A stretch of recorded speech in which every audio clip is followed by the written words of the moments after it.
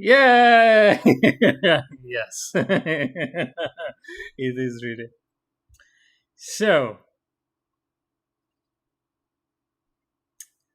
hi. It's a fun day today to stream. Well, we had to change our plans because Pavel is moving between Bulgaria and Serbia, and suddenly he's in Serbia now, where there is 1 hour less than in Bulgaria. So, yeah, our initial plan to start at 7 Bulgarian time didn't work out.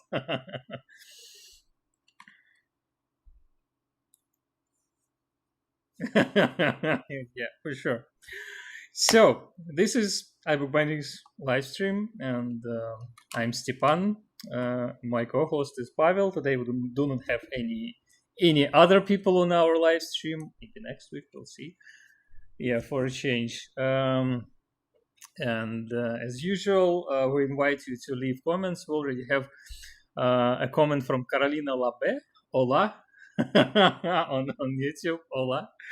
So if you're ready to share your location with us, please do that. We are always happy to see people from all the different regions and countries of the world. Yeah, country would suffice. Country and city. Yeah.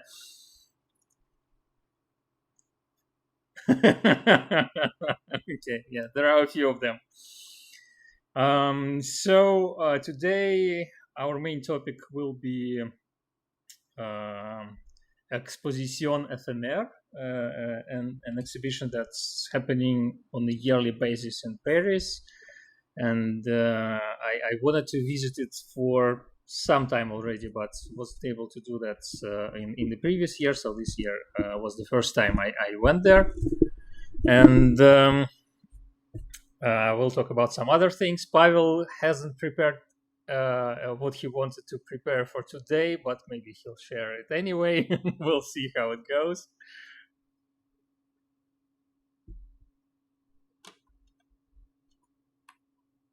Stuff to share. Yeah. So you need to start sharing, Pasha. And Carolina wrote that she joins us from Chile.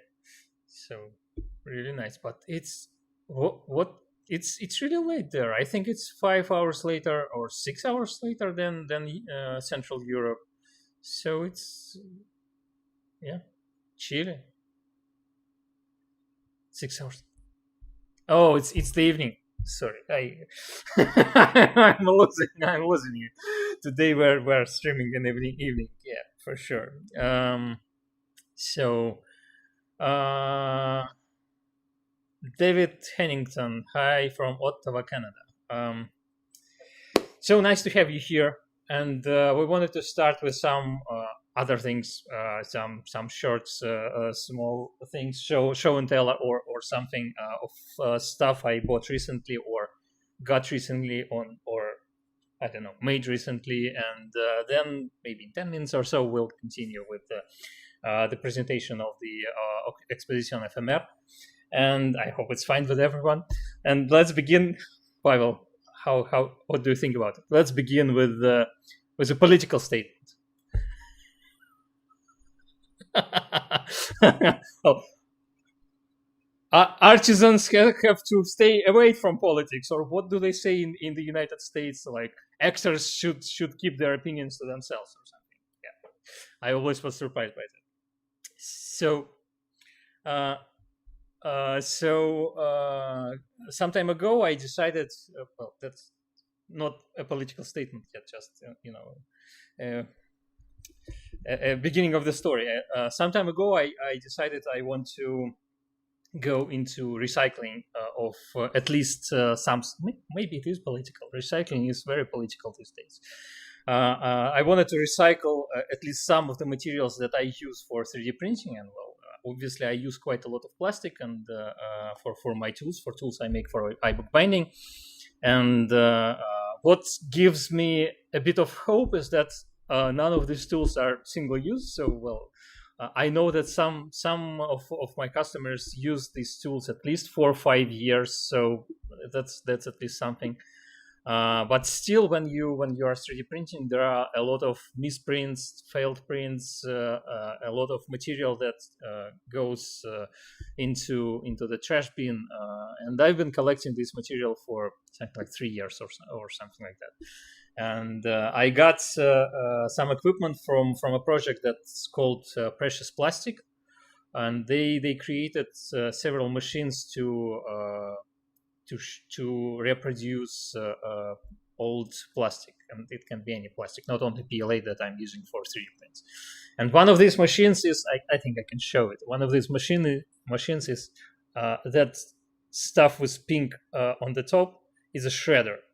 So I started shredding stuff, and suddenly I got this.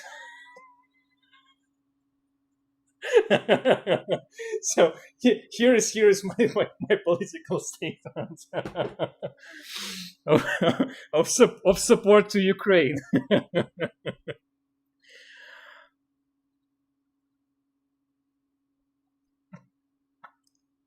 No, it will be too loud, and I think we will dedicate a separate live stream to this recycling process, because I want to make something out of it, not only have a lot of shredded plastic that I can probably use in the future. Павла не слышно. Pasha, Pavel, can you say something? Okay. Everything broke once again. It's good that it's been mostly me who was speaking, and so yeah, Pavel now. 1, 2, 3. Yeah, 3, there 2, should 1. be Pavel. So Carolina speaks Russian, or can translate. Or is really good at using Google Translate. Yeah. Okay. that's a mystery for us. Anyway, did you say anything worth repeating? Did you really just say that? Yeah, Pavel told us that he's been traveling quite a lot in the past weeks all over Europe, and has a lot of museum experiences, bookish museum experiences to share with us, probably during this live stream, maybe something, and definitely during the future live streams. So I hope there will be a lot of interesting stuff for him to share with us. And anything else? Nothing? Do go on. So another thing I wanted to show was this, how do you say, not pretty object. I bought it several years ago. I've been traveling with my late grandfather in 𝑹𝒆𝒍𝒊𝒔. That's a city in the south of Russia, where he lived as a child during the World War II, and he was conscripted to the army in 1942 from this city, a couple of months before the city was occupied by Germans. So we went there, and obviously I visited some antiquarian book museums and found this workbook. And in reality, it's a book, but it was produced in a very peculiar way. So here how the pages look like. Mm-hmm. So it's a book. See. It's a book about how is it hieromancy in English? Hieromancy. Yeah. Physiognomy, and heavenly mysterious astrology, or something like that, by the Count Bruce. And it's an older edition from the 19th century, printed in the Russian Empire.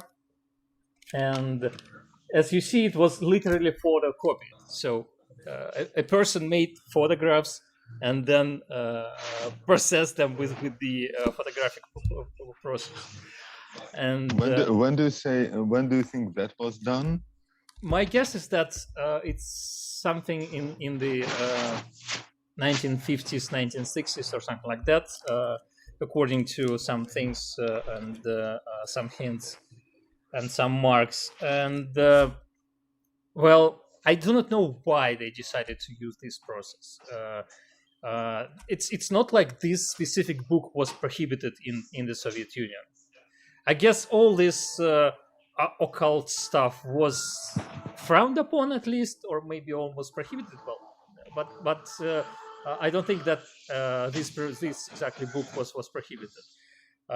Maybe this I think it's more that they couldn't possibly photocopy it any other didn't way. have any other means, to photocopy. Yeah, what there were like 1 or 2 scanners per city at that time.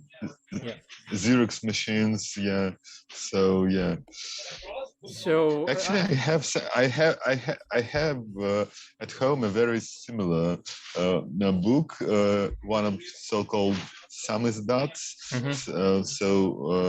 One of the banned books by Andrei Sakharov about atomic energy, and it was reproduced exactly the same way. It's only like 20 or 30 pages, and I think it was my father, one of his friends in late 70s, early 80s, copied a reprinted version of this book, and we have it stored in a very similar way. So it was really a technology, a technique, technique, but this was the only this was the first and the only book I saw copied this way. Obviously, now we have 2, and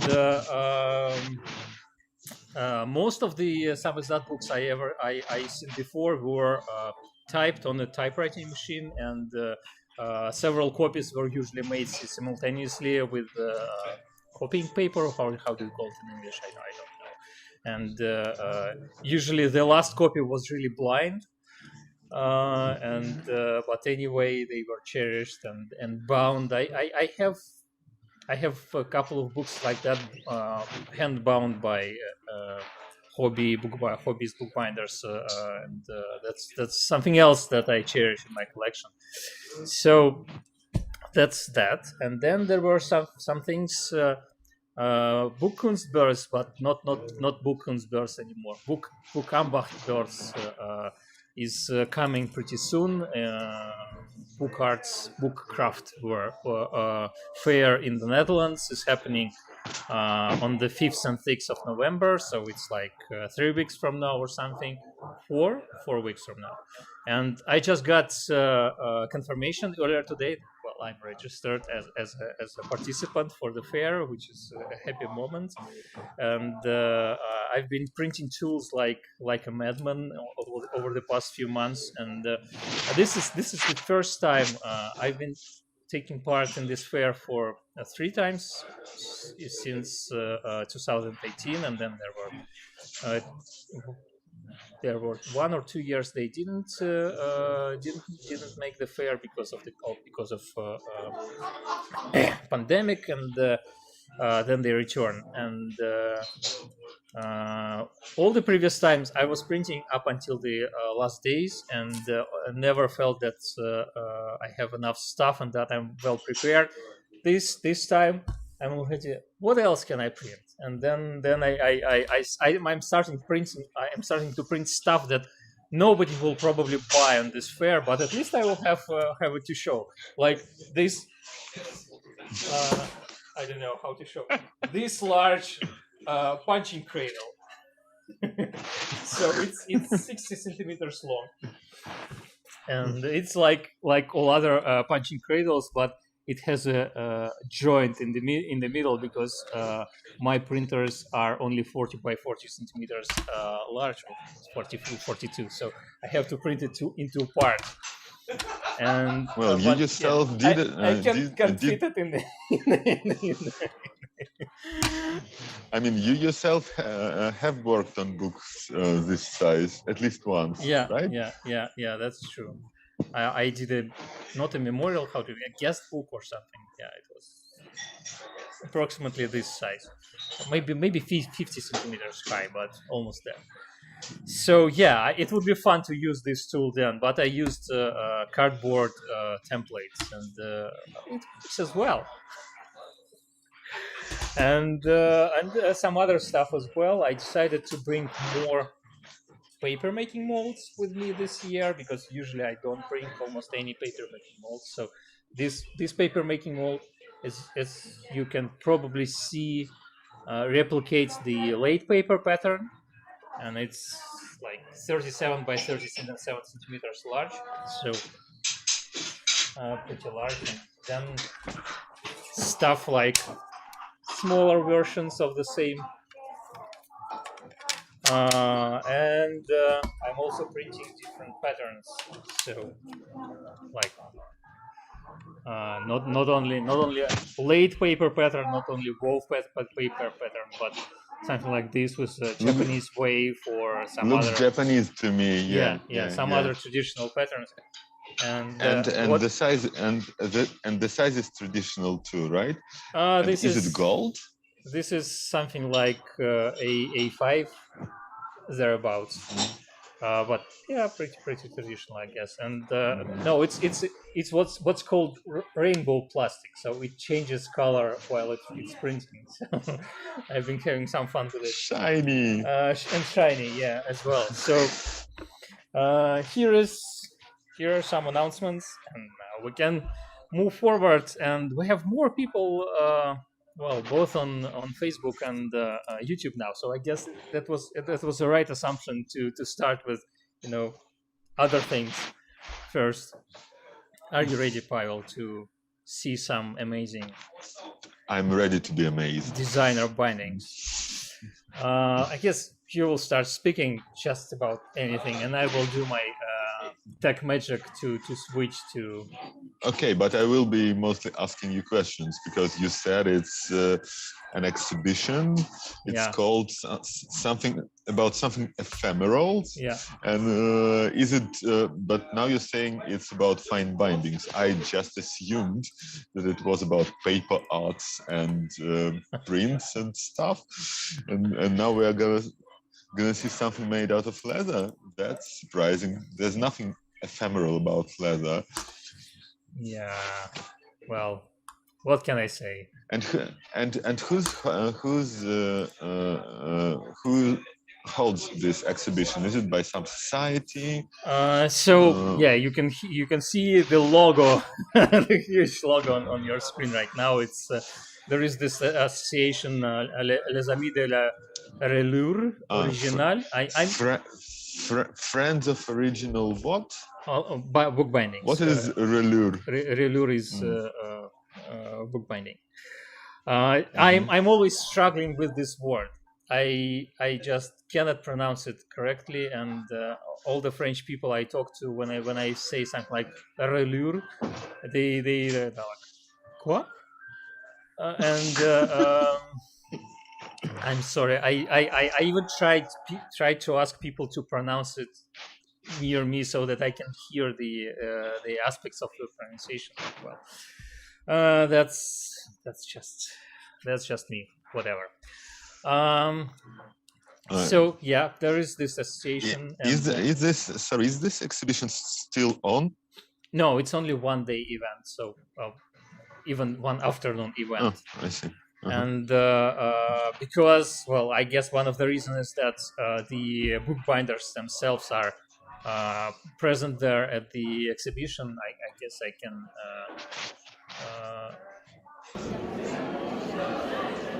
Okay, I know. I probably have shared it. Not. Oh, it's optimized for video. Well, okay. So anyway.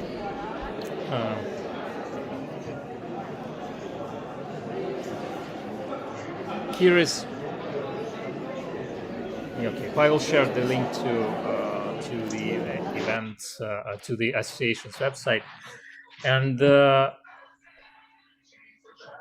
this is a rather small event that is held in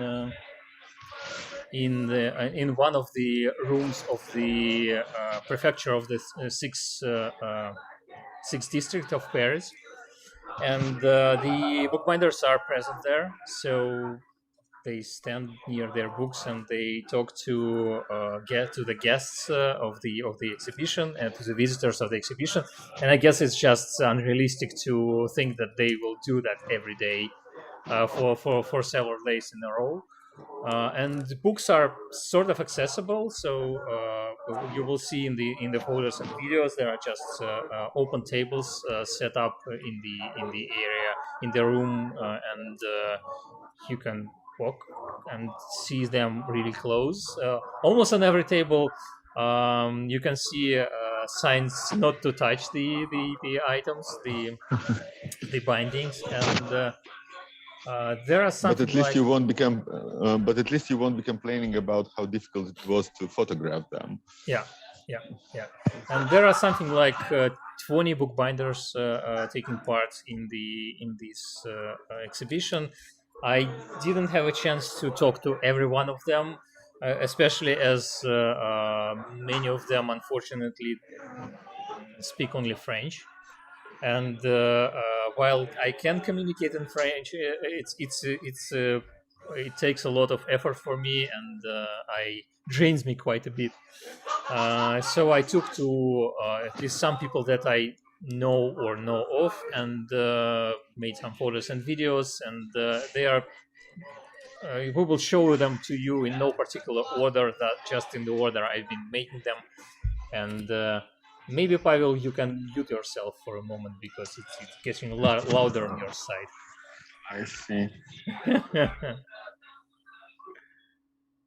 Yeah, and I'll just unmute yourself if you want to say something.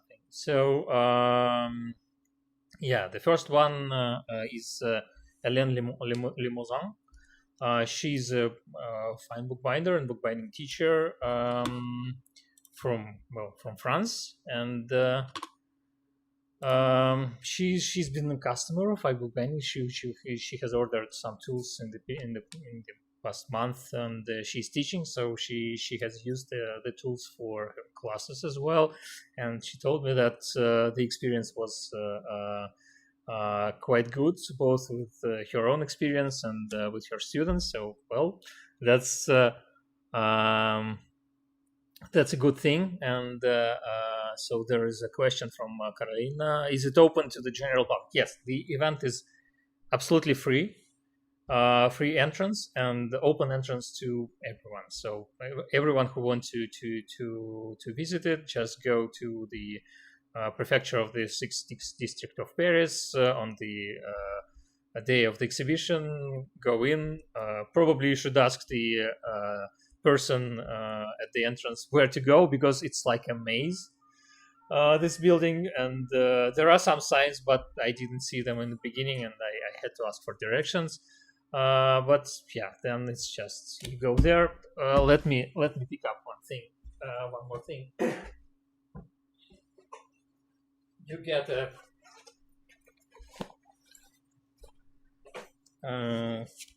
booklet. What is it? So here it is. So it's 29th exhibition, and there are, well, is it 20? Yeah, I guess it's 20 participants, and there is some information about every participant, about some of their books, and at least about the main book they are showing, and yeah, obviously in French. And are all these people somehow connected to this organization? Are they all members of these Les Amis de Les Amis de la Religion Originale? That's a good question, and I don't know the answer to this question. Sorry. I know that some of the people, some of the participants are doing that on a regular basis. At least, well, definitely, I know that 𝒆𝒊𝒔 has been a participant in the previous years. 𝒉 𝒔𝒎𝒊𝒔, a bookbinder, another bookbinder from Buenos Aires. She also has been a participant a couple of years ago. I even asked her to share some of her photos on our Instagram 2 years ago, and yeah, but I'm not sure if you have to be a member of this association. But that's a good question. Maybe we'll find out. Maybe Pavel will find out and will tell us. Yes, they are all members. Okay. Thank you. Anyway, but I think they have open membership, so you can join if you have the right credentials. Yeah? No? Oh, I thought you wanted to say something else. So yeah, and here are some books just to share them with you. And I started with photos, and then I understood that I really need to share. I need to share videos, so I will show some photos for each of the participants, and then there will be some videos, because you can probably see even with this binding that you need to have a three-dimensional feeling of the object, because there are lots of small details. You can see even from here that there is a lot of tooling on the cover, and this sort of point tooling is something I see quite a lot with French bindings, or with bindings of the French masters in the past few years. I'm not sure if that's for how long it's this tradition goes, or this technique is widely used by the French bookbinders, but we have shown some other exhibitions before on our live stream, and this was something that we've seen in some other bindings as well. And I wouldn't share any technical aspects of the bindings, I don't know, materials or something, because I guess it would be a bit too much information. We will just enjoy the style and design for today. Maybe some small technical details, but definitely not for each binding. You can probably see that, I think, with the first binding as well. Yeah, here with this binding and with the third binding I'm showing here, both are bound on stubs. So there is a structure at the spine, and then the sections are sewn to these stubs, and this gives you a way to open the book wider or flatter, or well, it rises a bit the edges of the signatures. So it's an interesting style. I think we will see it a bit more in the next video, and there will be even one single signature binding also made on a stub. So yeah, this is something that this sort of covers is, I think I've seen more covers like that in the bindings made by Hélène Lemozin during the Salon de Livre Rare last year. I think she was a participant this year as well, but I didn't stop by their booth, because we didn't have much time there, and I already had photos from the previous year, so I decided that would be enough. What else? Some more. I'm not sure if it qualifies as miniature books, but well, definitely small books.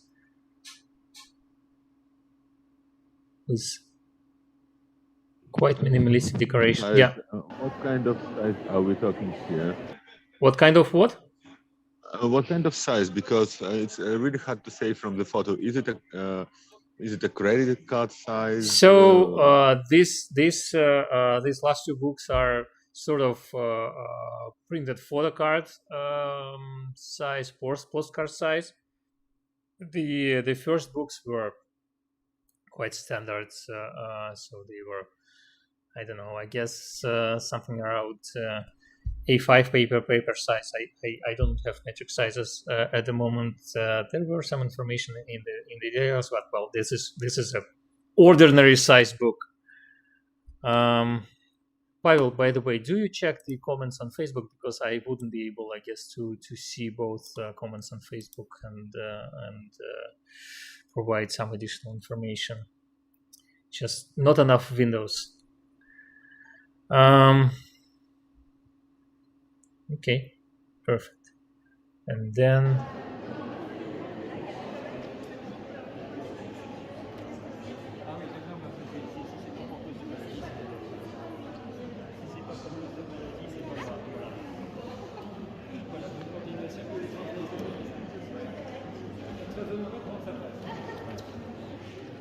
I guess you get better understanding of the size of the books from this video. At least you can compare them with the books that are laying next to these ones.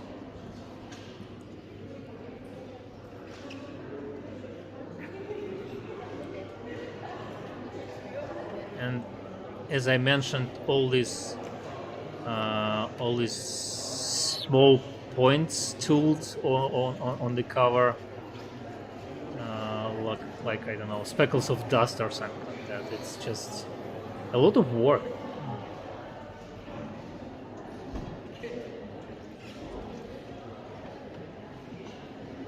And here as well, while there are these sections of larger tool designs, there are also I have to say this is my favorite one. The printing on it, or is it tooling? I don't know how it's made, but it's spectacular and very Japanese looking to me. I think it should have been very contemporary. Yeah. So that's it with Hélène, and then we continue with Luigi Castiglioni. And I would definitely like to see Luigi as a guest in our podcast in the future. And we have chatted with him a bit, and he agreed to come over. We'll see if our schedules would allow that. And Luigi has this, in at least some of his binding, he has this architectural or structural element with openings and adding different materials, which make his binding stand out quite a bit compared to many other bindings you can see made by designer bookbinders. And once again, you need to walk around this book to see all the aspects. But even here, you can see that there are holes in the book cover, in both covers. And I'll show you a bit of video, but a bit later. But you can see the second photo at the moment. So there are also some metal elements embedded in the structure. And then there is this huge book. And by the way, I didn't give any additional information about Luigi. Luigi is an Italian-born person, and he was a self-taught bookbinder, but he went through quite rigorous educational process, both in Europe and in the United States. He also is a musicologist by training, and that's why I remember that I didn't say anything about Luigi himself, because this object is a sheet music book and of Jesus' Blood Never Failed Me Yet by Gavin Bryars. He's a violoncelle. How is it in English? Celloist. Celloist. Okay, he's a celloist, and so it's a sheet music book, pretty large. You can probably see it in the first photo where Luigi stands next to it. Here it is. Just yeah. And what's interesting inside, he has embedded. So I think it was edition of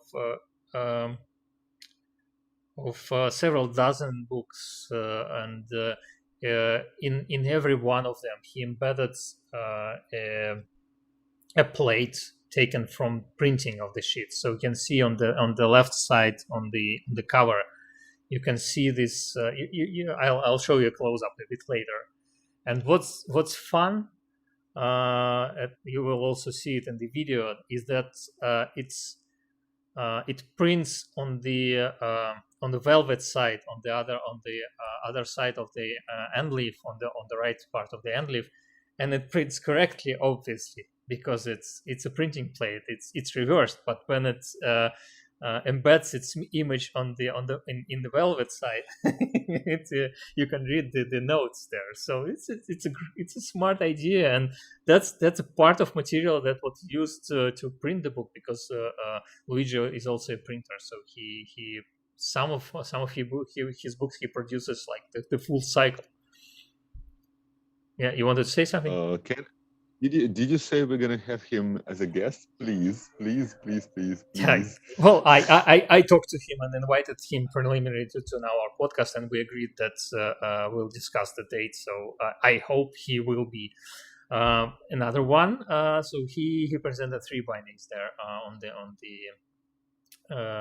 Exposition Éphémère, and that's the third one. And here is... Well, I haven't seen anything like this either. Very impressive. He's a very interesting guy, yeah. And there it is, imprinted in velvet. And I guess it's just a perfect match, this velvet and shit that becomes deformed by the printing plate. I don't know if anyone else did it before. I guess I'm not educated enough. But if you know any other examples of that, or if Luigi is the first one to use this method, please tell us in the comments. It's certainly pretty popular with artists. You can often see exhibited together, framed, both the matrix and the print, and they're designed to be displayed that way because they only work together. There will be books. I don't think I've seen it either. I think you can okay, maybe you can keep the sound on for now, because it's not as loud at the moment in the cafe where you're sitting. But we'll see. So there will be one more object that's it's sort of similar to this by a binding made by 𝒌𝒊𝒔 𝑨𝒎𝒊𝒔, and will be a bit later in our stream. But here is something.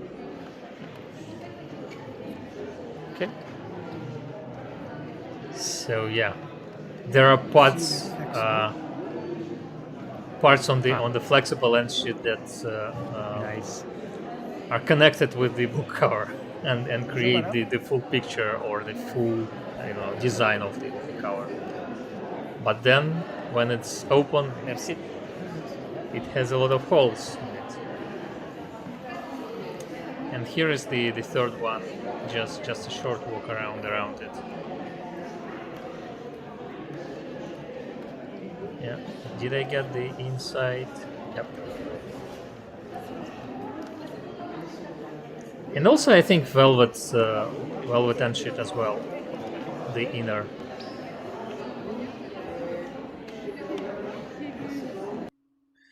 So here are some of the books by Luigi Castiglioni, and Pavel has shared the link to his website. Many more bindings there, and much more information there. So we definitely urge you to check all the links to the bookbinders' websites and Instagram accounts that we will share today, and follow them. Luigi also has an account on Facebook and Instagram, so yeah. And already mentioned an Argentinian bookbinder, Saul Rebora. I'm not sure about the emphasis in the surname, so I'm sorry if I'm pronouncing it wrong, but I guess I will need to check it. I also would like to see Saul on our podcast in the future, and preliminary she agreed to do that, and I wanted to invite you for her for quite some time, because she's well, at least according to many people I know, she's an amazing teacher, and as all of our viewers and myself can attest, I guess, an amazing bookbinder. She will. I think almost all of the bookbinders I'm showing today are winners of at least some international bookbinding awards. So it's just I just don't need to say that Saul is a winner of of some awards. But she is, and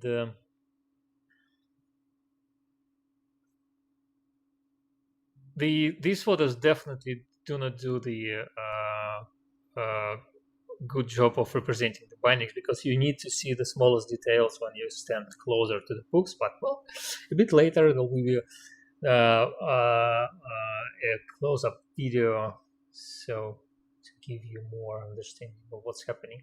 And this structure, it also moves, so that's also, photo is not enough, but at least you can see a close-up of the smallest designs on the book cover of these intricate patterns that are tooled around not tooled, but pressed around the tooled letters, names of the authors, and then the title of the book.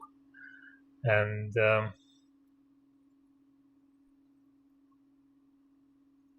a lot of raised and lowered and embedded materials in the bindings of Saul Rebora.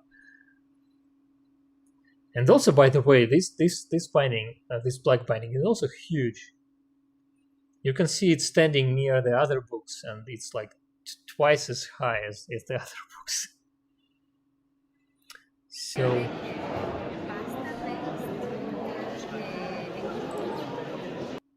I don't think we need sound reading. Oh, we will need it in the next video. Okay. A lot of onlays on this book, tooling,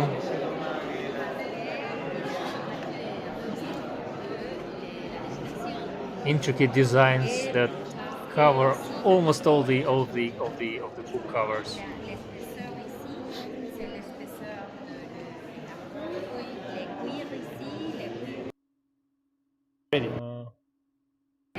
And then this is the one. And I hope you will see, because Saul introduces the book herself here.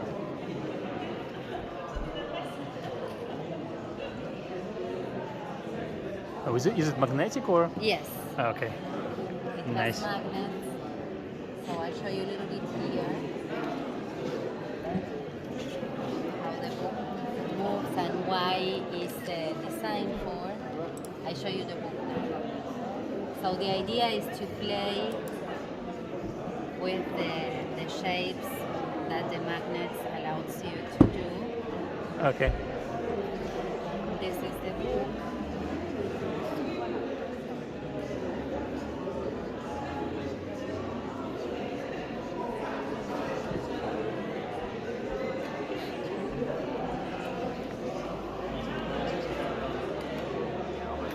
Oh, it's almost like a flower. Almost like it. And the text is here. Oh, okay. Here and On the other side as well. on the other side. Yeah. In French and Spanish. Okay. So to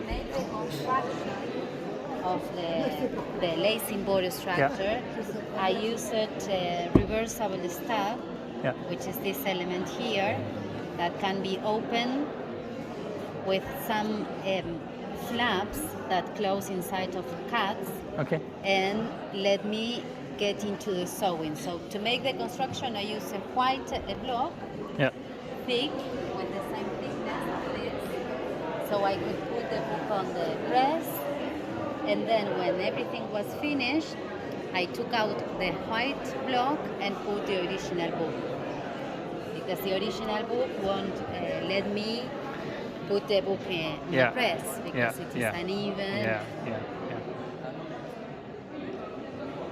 Interesting.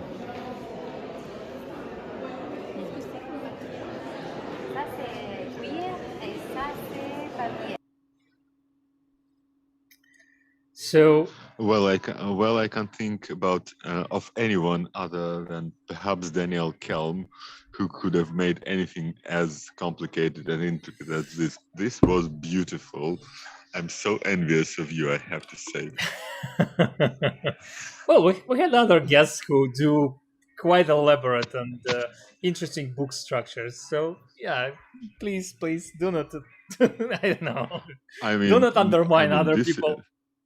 Of course, but this is spectacular. This is spectacular, and Saul's work in general is quite amazing. And I know it's not the first of her books we're showing on our podcast, I think, and I've seen many more before, and I'm always so impressed.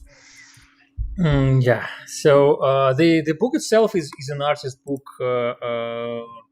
by Michel Cassir, Creuset de Souffle, I guess, Creuset de Souffle, and with lithographic illustrations by 𝑹𝒆𝒊𝒔. And well, as many other bindings that are exhibited there at Exposition Éphémère, there are signed books signed by authors, signed by artists, and so on. So I guess if you are spending if you are putting so much work into making a binding, it's just reasonable to work on a signed book. What do we have else over here? C'est l'école plastique qui apporte la flexibilité, la résistance pour supporter les mouvements. Oui. Et ces papiers faites à la main. Et les papiers. I guess mostly the same. C'est la même chose ici. So these elements are cut out, and then there are some onlays.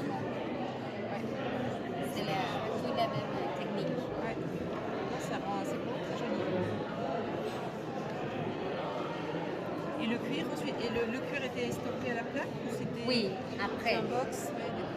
Ah non, après, non, avant. C'est la première étape.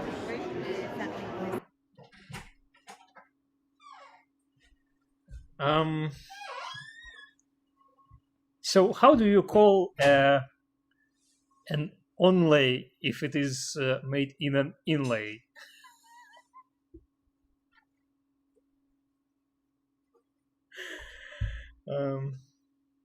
Anyway, so what's next?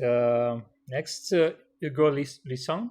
I guess it should be pronounced like that, Hugo Lisson. He's a Belgian bookbinder and bookbinding teacher, and a member of the scientific committee of the 𝑹𝒆𝒊𝒔 𝑧𝒎𝒊𝒂𝒍𝒆. I think we talked about it during one of our previous podcast live streams. Did we, Pavel? Yeah. Okay. Thank you. So you can check one of our previous podcasts, one of our previous live streams, to learn more about 𝒆𝒊𝒔 𝑧𝒎𝒊𝒂𝒍𝒆. Which one was it? Pavel, you can join me any moment. And watch all of our videos, then you will certainly find out. Okay. So I didn't know Hugo before, or haven't seen any of his bindings before, but I was introduced to him by another person, and it's very interesting to see all these contrast elements of design. And Hugo does his he does his bindings on lace tooling, which is not always something that French style bookbinders do, because quite often they pass the binding for tooling or for edge decoration, for example, to other professionals who specialize in these niches. Do you say niches? So in smaller area of the craft, and that's a very French thing, that you are making binding, you are perfecting your craft, but then there is a separate person who does gold tooling, just amazing, and they will tool the title of the binding, and then there is another person who will do the edge decoration. I don't know, for example, gold leaf edge decoration or something like that.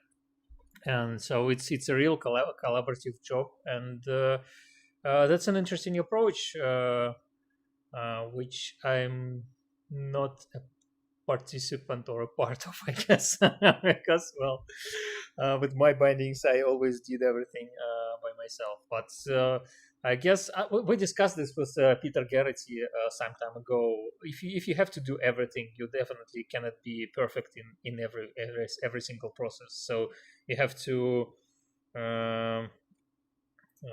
do the compromise in some ways. So yeah. Let's see what else we have from Hugo. Just so neat.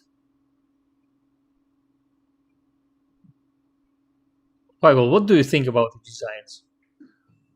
I think that it looks more like Northern European book more than a French one.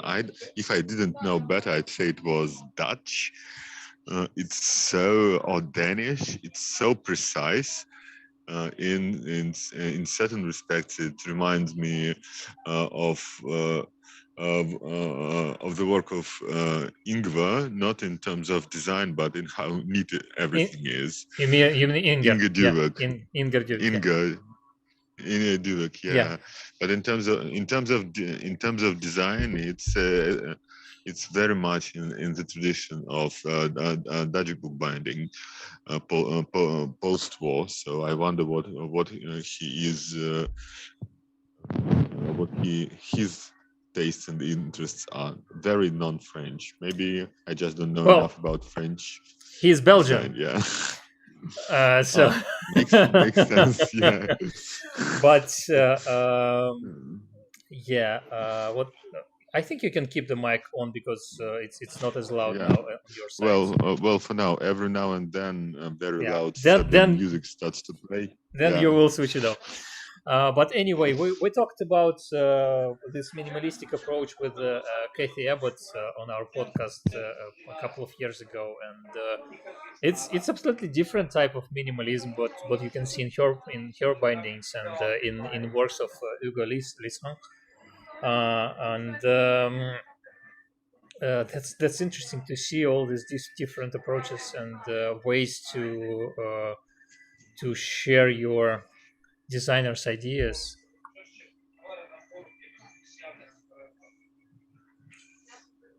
It almost looks like it almost looks like a micro photograph of mold or of something biological. Yeah, micro something world. That shouldn't.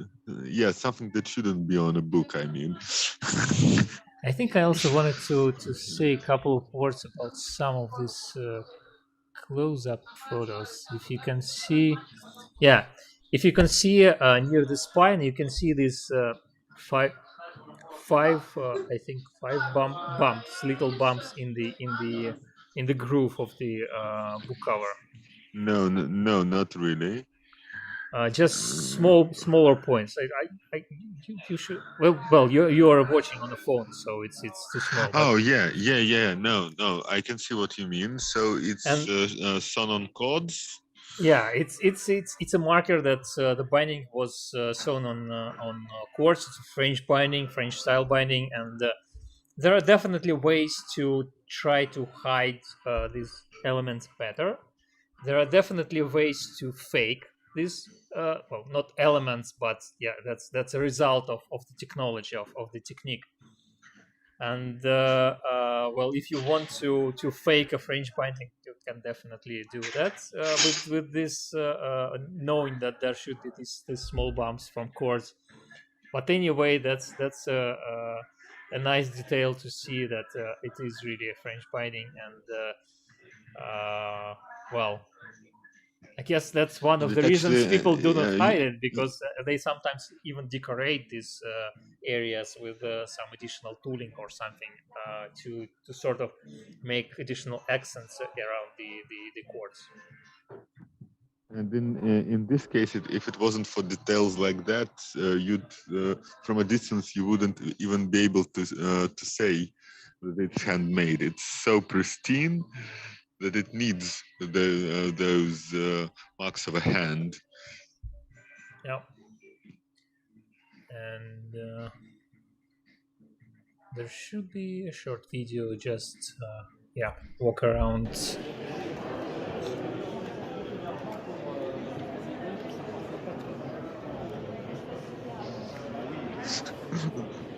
The chair makes a very good companion to this. Oh yeah, true. I tried to hide it in the photos, but yeah, you are absolutely right. It fits perfectly.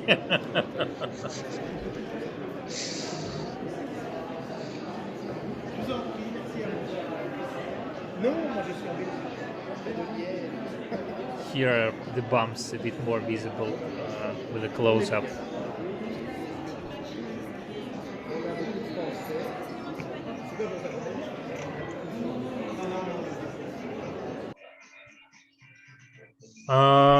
And then we now again have music on your side.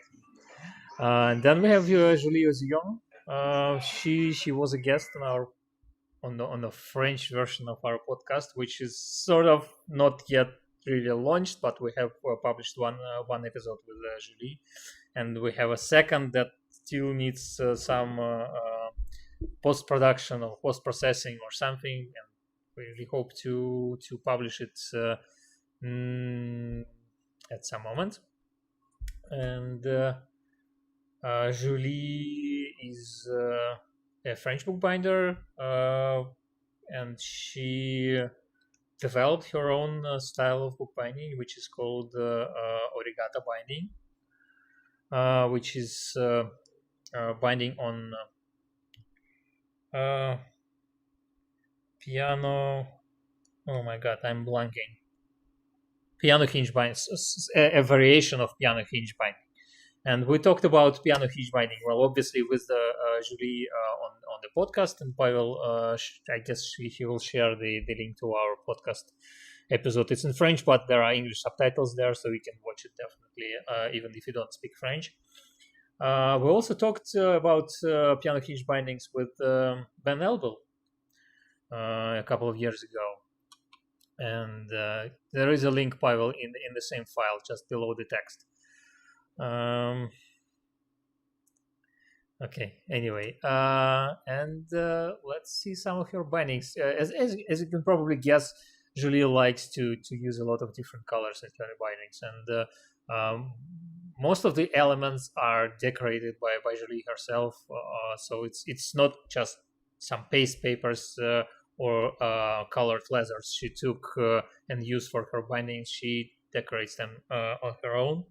The tooling, I think the tooling is done by another person.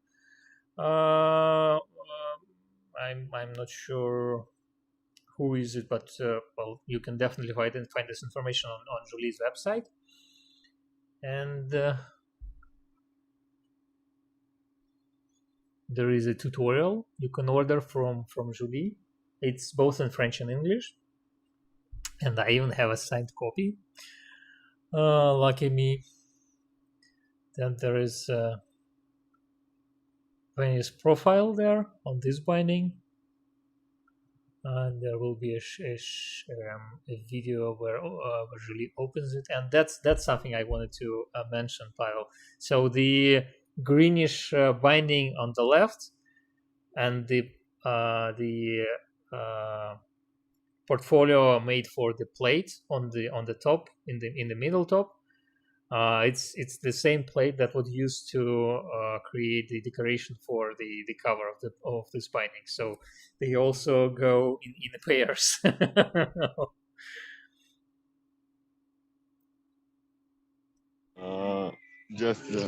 Just one thing I want to say from the comments. David Hennington says, thanks for an interesting session. I'm new to the group and impressed with the content. Sorry I have to leave. Well, lots of love. David, see you again. Yeah, thanks for being with us, and see you next time. And well, the video will be available right after the live stream, so you can watch it at any moment. Coming back to this book, so this is a truly unique object. So if there is if a plate is included, yeah, if she makes another one of these, it will be another plate and another book. Yeah. Well, yeah. To use this plate, you need to disassemble the portfolio. And how what is the technique of the engraving? Was it engraved? Was it etched, acid etched? Do you remember? I think this one was how's it chemical etching or how do you call it? It's usually acid etching. Yeah. Yeah. And well, I think as far as I remember, Julie talks about this process as well on our podcast. Maybe in the second part, though. So probably you'll have to wait for the second part to be published.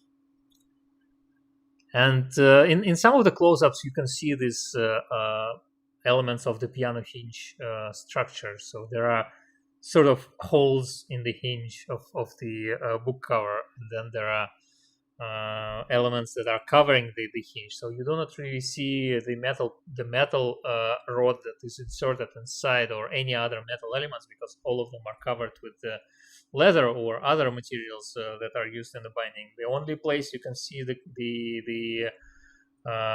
metal is from the top and the bottom, where there are uncovered edges of the rod.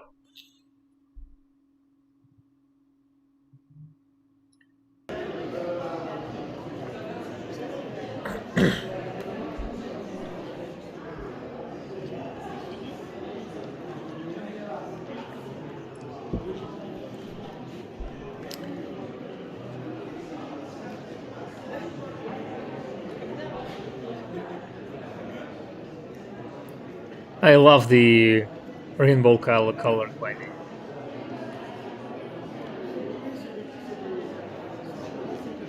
Well, spectrum colored. I don't know. It's not the full spectrum, but partial spectrum. Okay.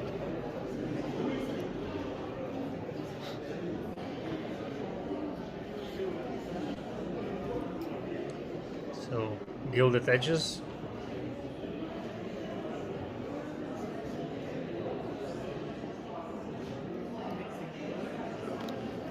There is it. Oh, you can see the metal. I was wrong. You can see the metal in the openings. Yeah. Obviously, because it goes through. Okay.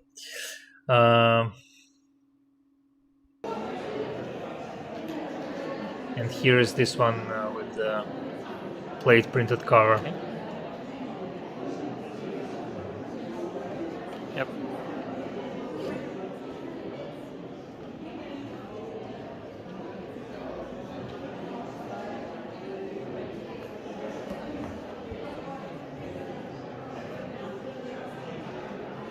And the paper in this binding is also quite amazing. So as far as I remember, it's an interesting paper. Yes. Yeah. Okay. And nice paper. Yeah. And the paste papers as well. Yeah. Okay. Here are some buildings, or what is it? Yes, Forest or? Venice. Oh, it's Venice. Okay. Yeah. Did you draw it or? Yes. Okay.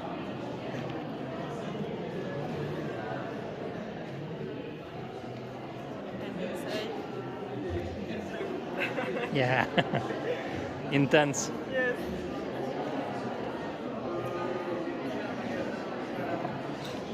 Okay. Van Gogh. Okay. Famous.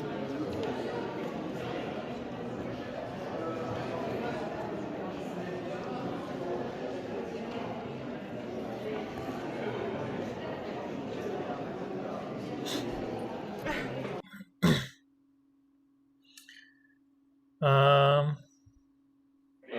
Sorry, could you get back to some of the to some photo of any of those brighter bindings? Yeah. I Sure. don't quite get.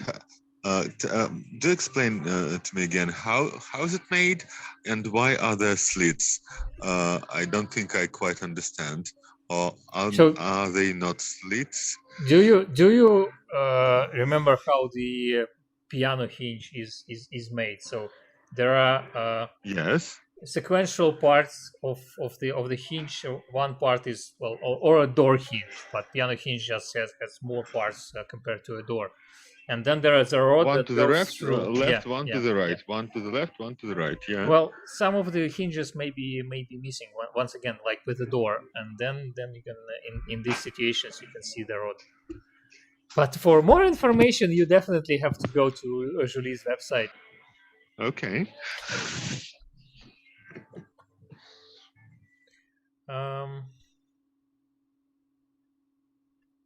What's next? Who is next? Okay. Annie 𝒆𝒊𝒔.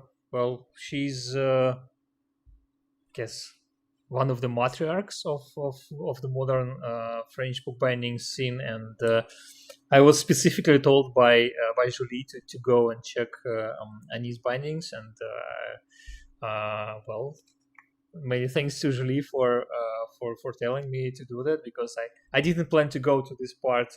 I walked through there, and during the first run I somehow didn't notice these bindings, but well, thanks to Julie, I had to spend some time near them, and that's another example of this minimalistic approach to book cover design and design bindings, which is quite very impressive, but at the same time very precise. So here are some of the covers of I think it's selected works of 𝒆𝒊𝒔 𝑧𝒎𝒊𝒂𝒍𝒆, French author, and well, once again, signed works. And here are some close-ups of the bindings, and then I'll show you the video with the walkthrough. And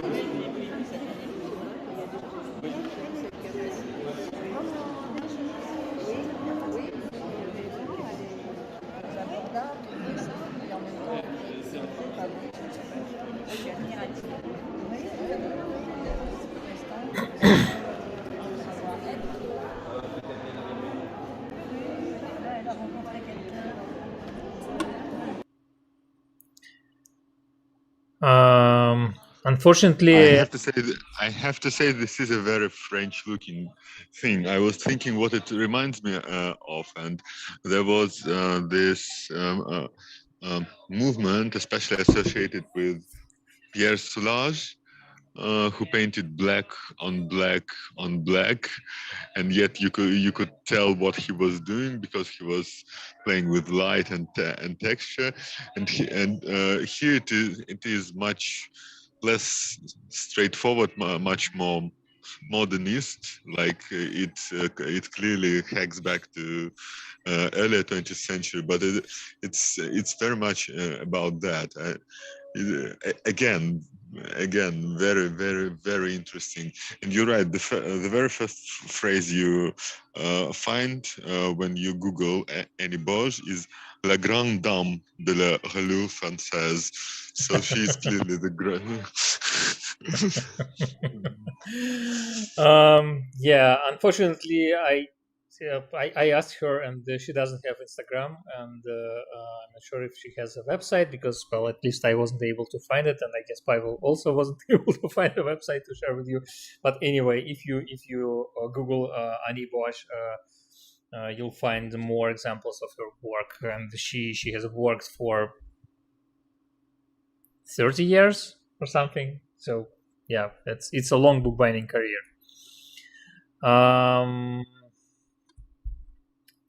What's next? Next, we have another French bookbinder, and I think no, it continues to work. I thought it crashed. Anyway, it's Pénélope Guidoni. She's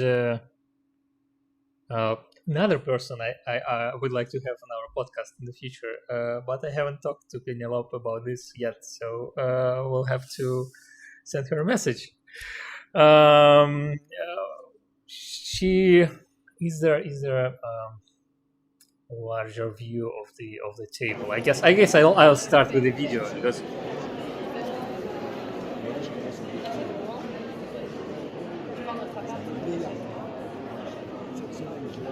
you can see this variety of bindings and styles.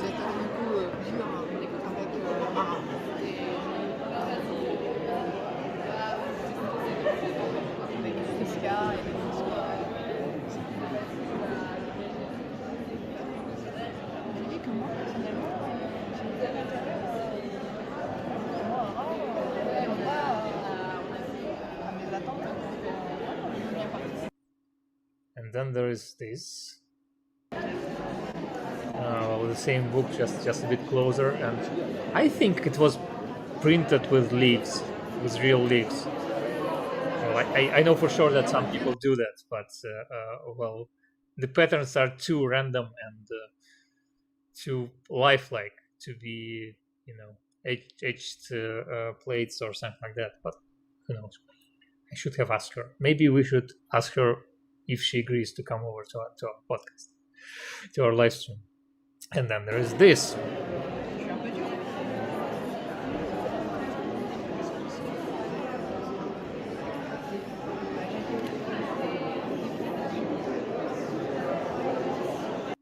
And there, on the right near the box, you can see an insert, I guess, that fits the profile. So this is fun. And then there is this. This is very playful. Hello.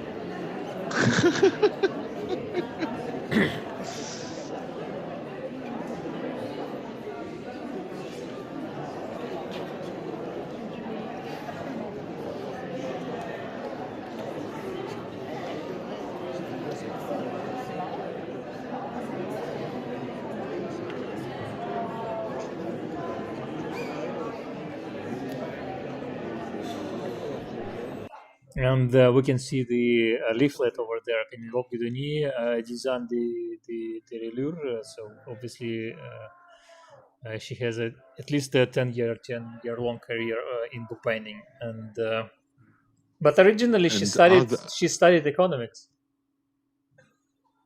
And are those gloves? That's something I didn't expect to see there. They are gloves, and one of them has hate inscribed on it, and the other love. So I guess it's another object, and she didn't handle her bindings in gloves. And well, some of the bookbinders there on the exhibition were in gloves, others were without gloves. Some asked guests if they were allowed to touch books to use gloves. Well, it depends. So every person chooses their own.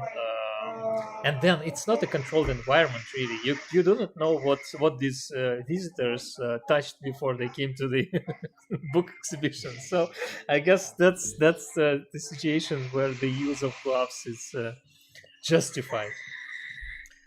And I imagine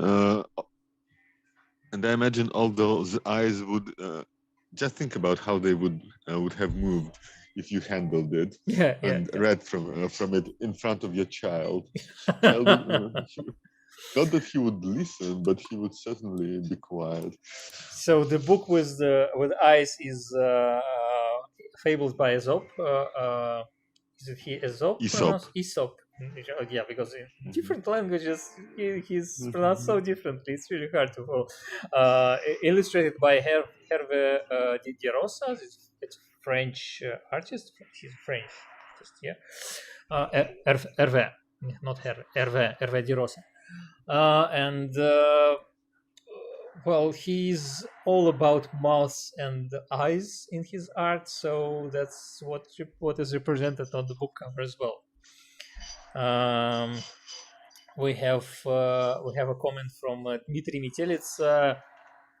If the recording of the podcast of the stream would be available later, yes, it will be available later.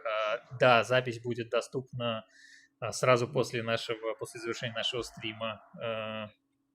All those languages. Okay. Russian, French, Okay. Pavel. You're gonna break my head. Pavel sent a comment before I was able to end answering. So anyway, always our live streams are available right away, both on Facebook and YouTube. Well, at least that's what we did until now. Maybe it will change in the future. We'll see. And let's return to some of the photos, because there were some fine details I wanted to address.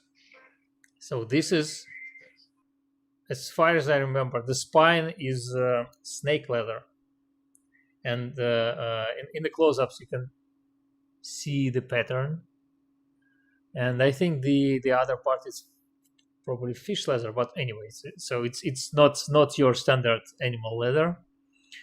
And the layers and layers and stitches, and that's a pretty striking cover. And I talked a bit with Penelope, and I was like, you definitely seem to be a binder who do not want to be constricted by a single style, or to have a style in your work. And she, well, our lives are given us to experiment and to try to see more and to try different things. So that's an approach you see not so often among the bookbinders, I guess. So I was really glad to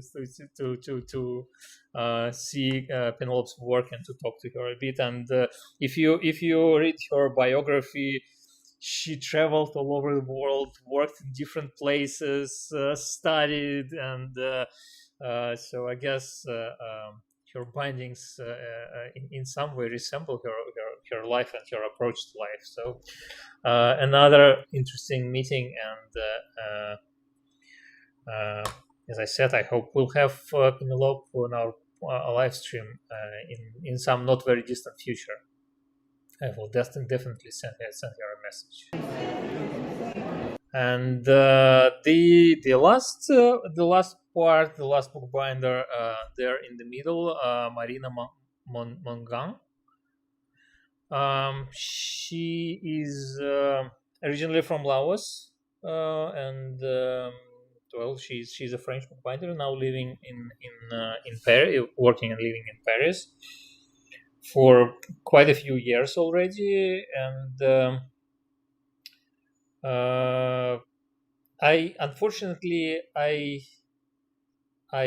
do not know the name of the lady in the left. So to the right hand of Marina, but on the other side, it's 𝒆𝒊𝒔 𝒂𝒊𝒏𝒂𝒍𝒆, and she's a gold tooling master. And she's the gold tooling master who works with Marina. I understand, well, at least in most of her works, and she does titles for her bindings, and she works as well with some other bookbinders, with some other French bookbinders. So she's a great master on her own. And I do not have any photos here because I had to go back and to drive from Paris in the evening to our home. It's something like 1 hour drive, so I was a bit late, so I only shot some videos, and you'll see them now.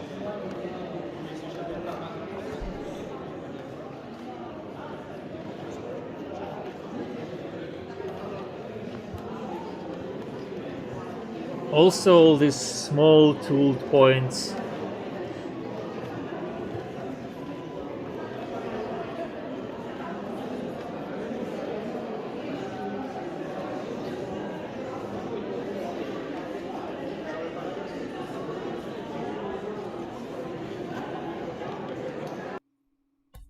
And I think most of the covers of Marina's bindings are decorated, are paint decorated, so it's paint on leather. And well, I was already leaving the exhibition, but it caught my eye, and these designs are so, I don't know, floaty, fluid.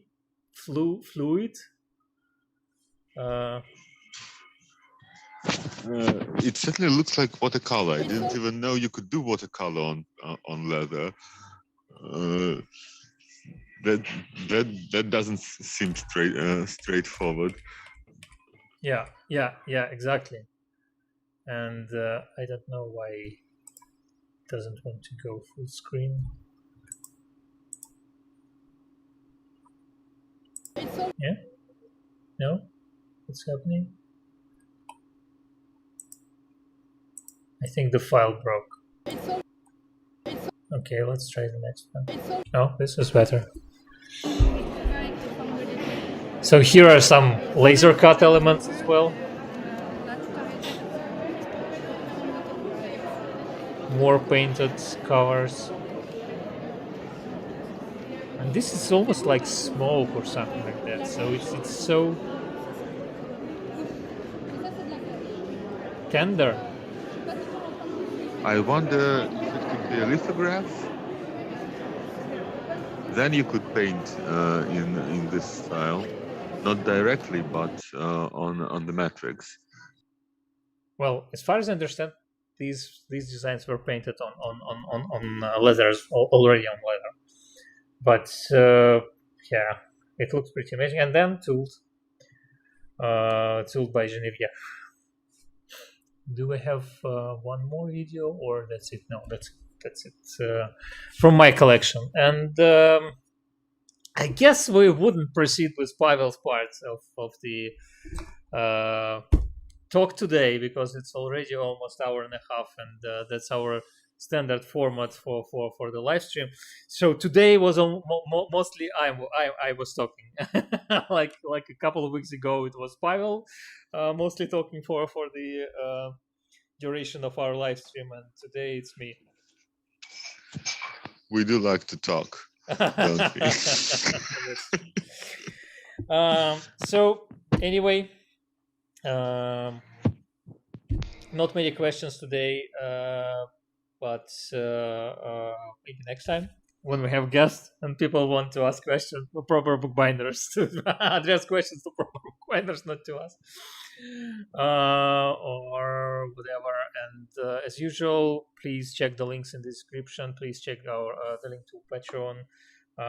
We are currently not publishing any podcasts or anything edited, but we still need to spend some money on work, for example, of our researcher who helped us to make our live stream dedicated to the bookish objects of the Rings of Power and all the other stuff, and we plan to talk about the maybe dedicate some time to I always forget how is it called, about the dragons. The House of Dragon. The House of Dragon. Yeah, there are not many bookish objects there, as far as I understand. I didn't watch it past the first episode or second episode anyway.